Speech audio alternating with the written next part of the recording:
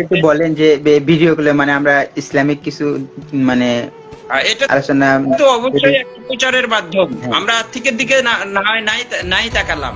হ্যাঁ হ্যাঁ হ্যাঁ এটার দ্বারা আমরা যদি একা একা আলোচনা করতাম বা একটা ওয়াজ মাহফিল আলোচনা করতাম, সেটা যতটুকু আলোচনা হতো এতটুকুর ভিতরে সীমাবদ্ধ থেকে যেত।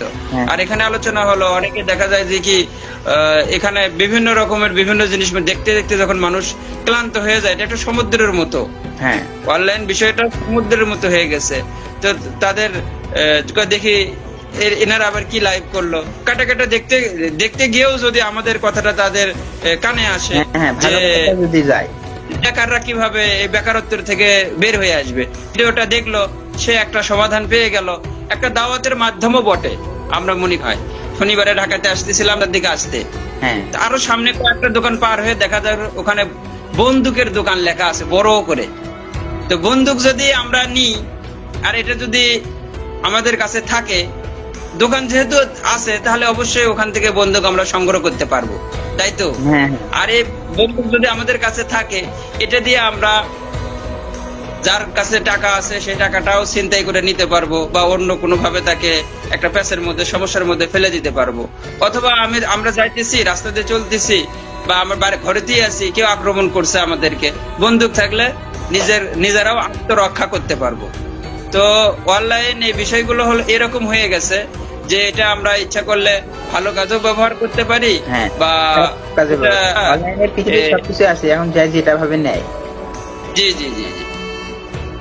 এখন আর্থিক ইনকাম সেটা না হয় আমরা একাধিক আলেম নিয়ে আমরা এটা আলোচনা করব। যেহেতু বাংলাদেশ জাতীয় মুফতি বোর্ডের ঢাকা বিভাগের সভাপতি এবং কেন্দ্রীয় হলো দায়িত্বে আছি, তো সেই হিসেবে একদিন আমাদের একাধিক মুফতিদেরকে নিয়ে এই বিষয়টা নিয়ে আমরা আলোচনা করার আমি আশা ব্যক্ত করলাম, ইনশাআল্লাহ। আপনি আমাকে একটু সময় দিয়েন, মাঝে মাঝে মানে আরো কিছু হুজুরকে একটু সময় দিতে বললেন, আমি যোগাযোগ করবো।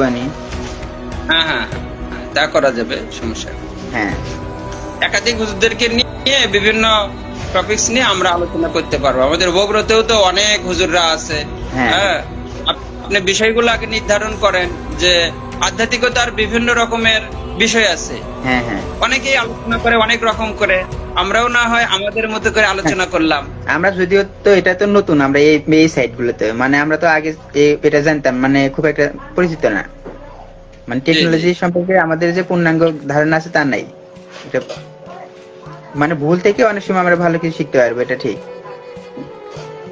আপনি যে একটা উদ্যোগ নিছেন আর সেটা আজকে সফলভাবে আমরা দেখতে পারলাম, এখানে আলোচনাও করতে পারলাম, এই জন্য আপনাকে মানে এই বিষয়ে কৃতজ্ঞতা। আর এই বিষয়টা, আর আপনি তো বগুড়াতে যে জব করেন সে জবটাও তো এই সোশ্যাল বিষয়গুলো নিয়ে আপনার কার্যক্রম, তাহলে অবশ্যই এই বিষয়ে আরো অভিজ্ঞতা অর্জন করেন।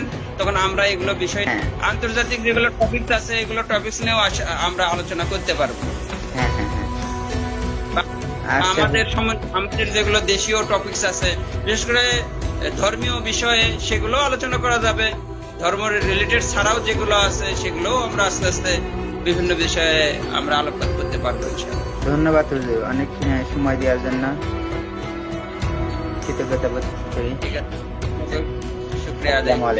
সবাই ভালো থাকবেন। আসসালামু আলাইকুম রহমতুল্লাহ। হ্যাঁ, ধন্যবাদ।